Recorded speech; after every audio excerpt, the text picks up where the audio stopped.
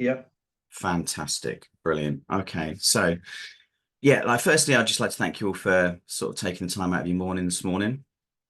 Obviously, this is the first time that I'm running these sort of business boost series. There's going to be around about 13 of these that I've created that are all sort of business related, sales related, and the idea really is about growing your business. That's what I'm all about is helping people grow the business. So, like I said, what we're going to do is we're going to be putting these up on YouTube. We're going to be recording them, and then we'll be sending you a copy as well. And also, a part of this presentation as well, there's a little tool at the end, and what we'll do is we'll send that out to you as well. So something that you can use yourselves as a guide to help you. So this one is obviously titled "Getting Rid of Clients to Grow Your Business." It's a little bit of an unusual title, I suppose, for a presentation, but basically, when as I go through it, it'll all begin to make a little bit more sense. So the first thing, let's do that. Yeah, so there we go. So the way I look at business is you can categorize your clients in three different ways. So in terms of the quality of the client that you're working with. So I'm not very imaginative. So you've got A clients, B clients, and C clients. So your A clients are your ones that you really love. They're the people that you really enjoy working for. They pay you the going rate. They don't haggle on price with you. They're the sorts of people that when the phone goes, you're glad to pick the phone up to them because you've got a great working relationship with them. You enjoy the dialogue that you have with them. Sometimes you'll get to know them on a more personal level. You might get to know what their family names, how many children they've got, if they've got dogs, cats, if they're into sport, if they're into music. So you build quite a good relationship with them. They really appreciate what you do. They're not they're not afraid to use the word thank you, which I think is a word that sometimes gets forgotten in business nowadays. And they generally just are really, really good clients, and you get all of their work because they know you're great at what you do. And they're also happy to refer you on to people as well, which is very important. Obviously, if you're trying to generate business, they're happy to pass referrals, they're happy to give you testimonials on the sorts of services that you provide. So that's your typical A client. And we've all dealt with those sorts of people and actually love working with them. Now, then you've got your B clients. So your B clients are they could potentially be better clients, but actually they carry a lot of the traits that your A clients might carry. They appreciate the work you do. They're happy to pay on time. They give you a significant proportion of your work, but you might not get all of their work. They might put it elsewhere. Um, you have a good working relationship with them, but the relationship could potentially be better if you want it to be better. And the work is profitable. But again, the most important thing is they appreciate what you do and you have a great working relationship with them. And then you have your C clients. Now, your C clients are a little bit more difficult to say the least. So these are the people that if the phone rings, you look at it and you think, do I really want to be picking that phone up? These are the people who they'll haggle on price. They won't appreciate the value that you bring to their business. If you quote them an hourly rate or you have packages or whatever it might be, they might sit down and say, well, so and so down the road is going to charge me less than that, 10-20% less than that or whatever. Um, they won't pay you on time. So there's always a reason why they can't pay you, or they'll say things like, "My client hasn't paid me yet, so I can't afford to pay you." They'll cause you stress. They'll ask for ridiculous deadlines, that are almost impossible to hit, but you struggle to hit those deadlines because you don't want to let them down. They might be somebody who is over opinionated and they're employing you as an expert to guide them. However, they won't listen to your expert advice and they'll choose to go down a different route for reasons that actually may not make sense because you're the expert and everything else. So really, these are your difficult clients. These are the people who you sit there and you think, I just don't want to be working with this individual any longer because they're just a real pain. So this is the thing with the C clients, and we've all had them. and they are very, very awkward. So, and this is the nub of the whole presentation, really. Your C clients will actually cost you your A's and your B's. So let me give you an example. A number of years ago, I was running a business. I was the MD of a business, and we had a fantastic client. I had a brilliant relationship with this client. They were absolutely the definition of an A client. They always paid the bills on time. They never haggled over price. They really used to appreciate everything that we used to do for them. We used to make a real effort. Customer service in our business was a very, very big thing, and we would always make an effort to over deliver. So under promise and over deliver was kind of one of our little mantras within the business. So more often than not, what would happen is we would deliver a job a couple of days or a day or so before the job was actually due, if that was possible, for the simple reason that the client, it took the stress away from the client and everything else. And then we took on this client, another client, who was exceptionally demanding. And what they would do is they would never give us the time to do the job that we needed to do. So what we used to do is we used to copy CDs and DVDs, and we'd get them printed up. We'd put the data on the back of the DVD. We'd package them up, and then we would distribute them back to the client. So what would happen is we had a certain production line process that we needed to do, and we'd have production slots that were there. But with this C client, what they would do is they would come in and they would go, I need this job delivered. And they would give us maybe 24 hours to do a job, which was very, very tight, to say the least. Sometimes you could do it, sometimes you couldn't. But essentially what would happen is, because we knew we had space, because we'd built in a contingency with our A client, what we would do is we'd have we could squeeze a job in here and there if we needed to. Now, what happened over a period of time is we kept doing this with this C client. Every single time they'd come in, they say, I've got this job doing and need it delivering. It's got 24 hours. Can you get it back to me tomorrow? And we would do our best to deliver it. But this one A client's job kept getting shifted back. Now, as a result of that, because we'd been over-promising and under-delivering, or under-delivering and over-promising, sorry, the other way around, with the A client, they always knew they were getting the job a day early. And then they started getting their job when the job was originally going to be sort of delivered.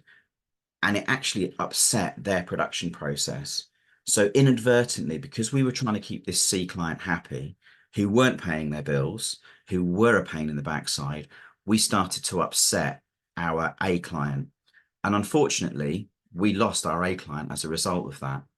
And the reason we lost them is something called perceived indifference. So basically, that's the perception that we were indifferent to their business, and in their eyes, they ceased to become important to us, which wasn't actually true. Now, the happy side of this story is I went back and saw my A client and actually explained to them what had been going on. And because I had a very good relationship with them, we were able to win them back. But it was a real lesson learned for us. And then the first thing we did was we then went back to that C client and we started sort of setting the expectation there, saying, you can't have a job in 24 hours. It needs to be 48 hours. And we ended up getting rid of that C client. So this is kind of like the principle behind the whole thing. And if you can identify those C clients, then it will make a massive difference to your business. So the whole point is you've got to look after your A's and your B's.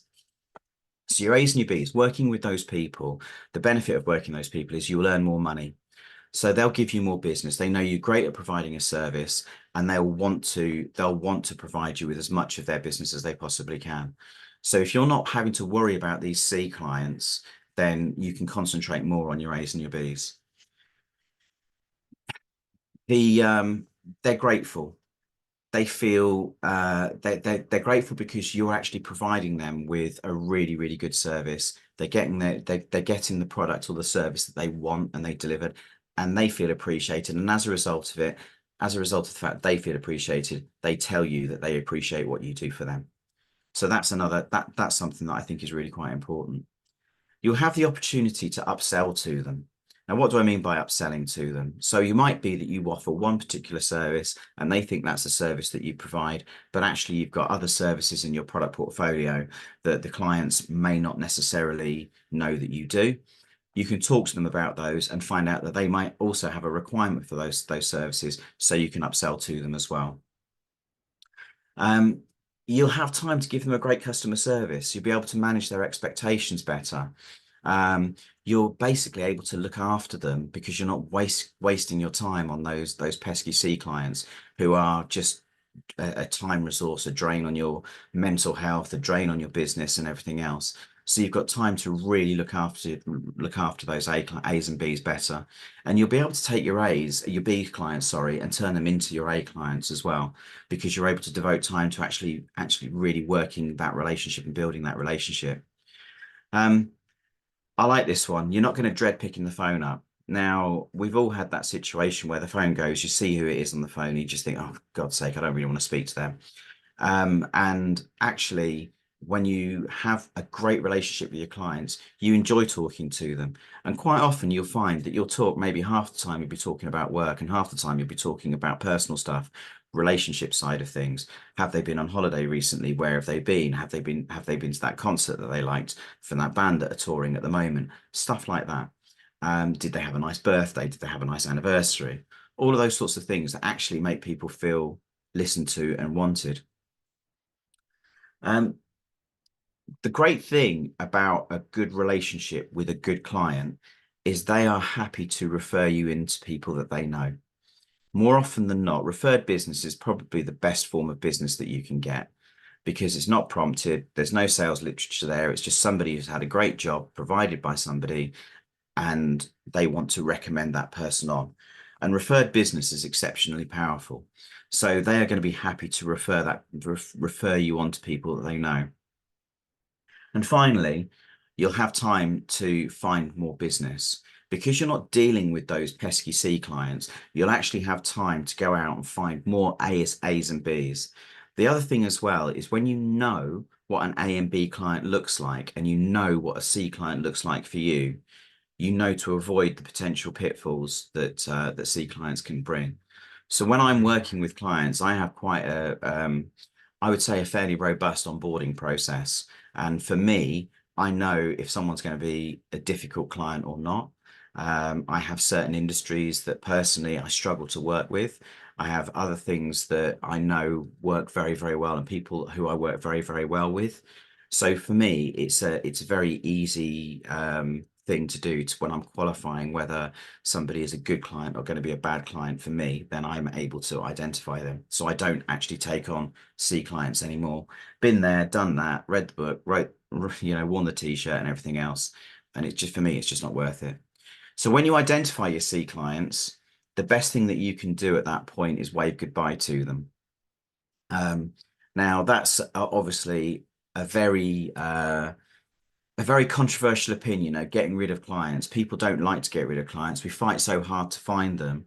But like I've sort of tried to highlight here, not all clients are good clients. So that's why you just sort of you wave goodbye to them. And you can do it in a polite way. You don't have to be rude to those individuals. You can just stop doing the work for them. You can say things like, do you know what? I don't think I'm the supplier for you. And the reason I don't think I'm the supplier for you is I don't offer the sort of services or the level of service that you're looking for, or you need, or my pricing structure isn't exactly what you're looking for. You're looking for something that's a little bit cheaper. So I'm happy to let them go. Now, there's several advantages to that. So the first thing is when you get rid of a client, you can recommend them to a competitor and they're going to be the bane of that competitor's life as well, because the competitor is going to be happy that they're working with you. They're working with one of your clients. They've won a client from you or whatever. They're going to go out of their way to help them out, but actually, they're a pain in your backside. So they're probably going to be a pain in the backside of your competitor as well, which is quite a little funny one.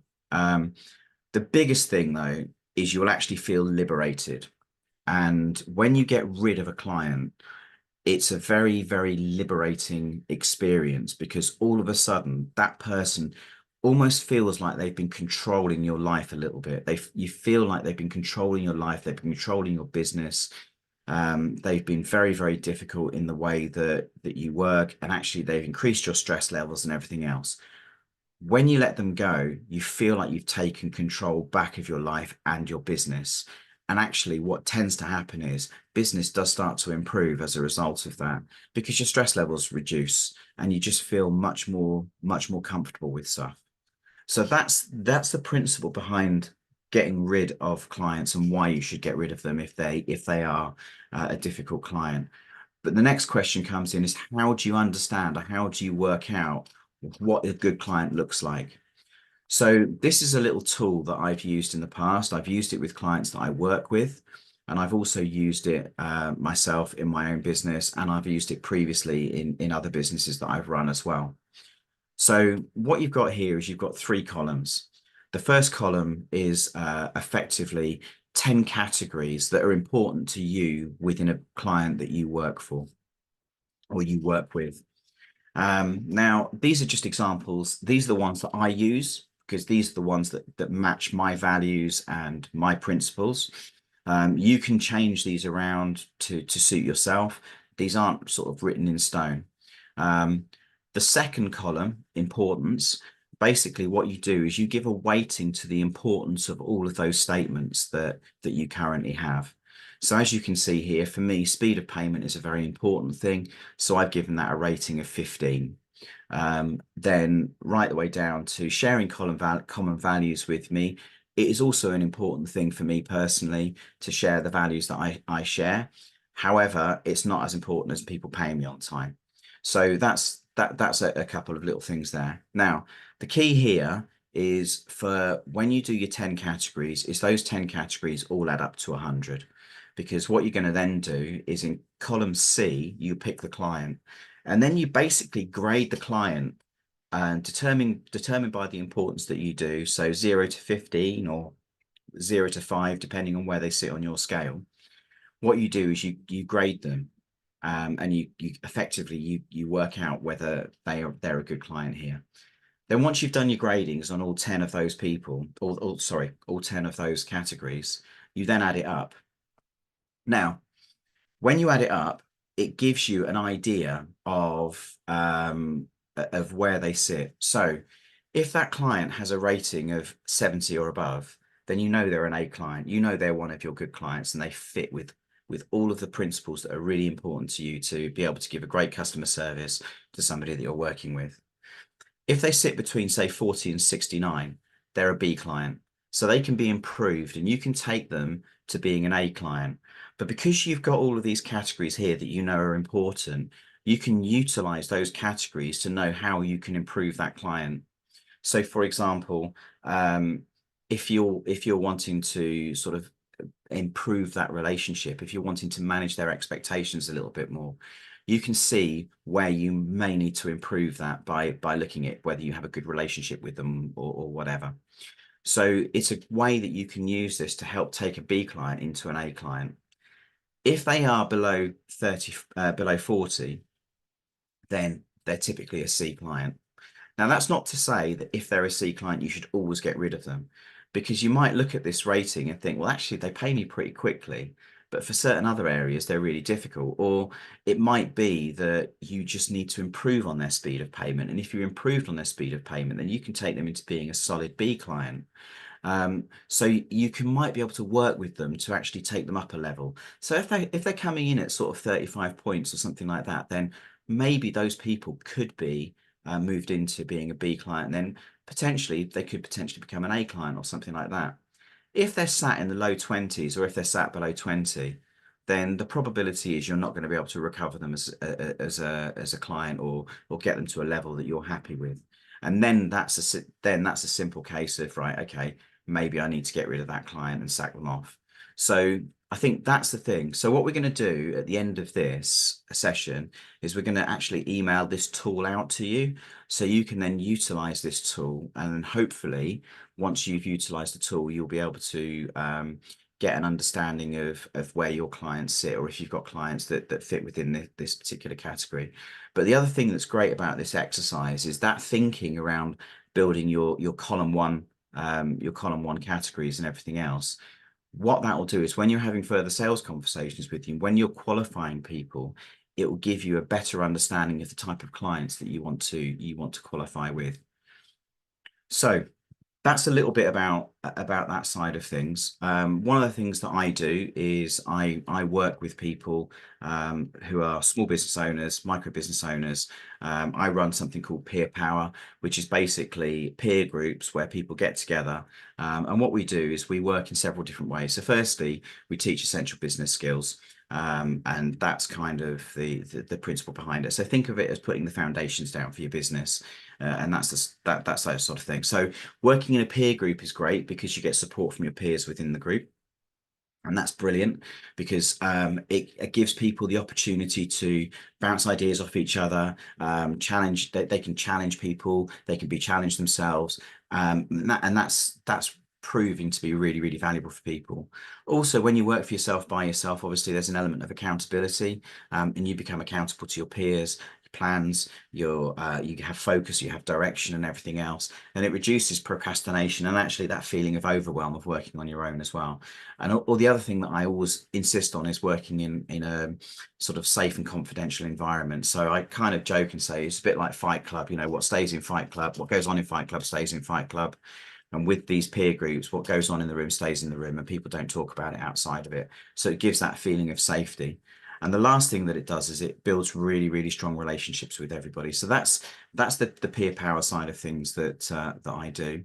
And I just wanted to quickly say as well, the next session we're going to be talking about small changes, big impact. So boosting sales through marginal gains. So this is a really, really quick win that allows you to really turn up your turnover by about 33%. So if you want to go on that, you can book on that one. That one's going to be on the 20th of August at 9 a.m., same sort of time. So what I'll do is I'll just stop the presentation now and see if you've got any questions or if there are any questions from anybody in the room. So, you know, does anybody have any questions about that?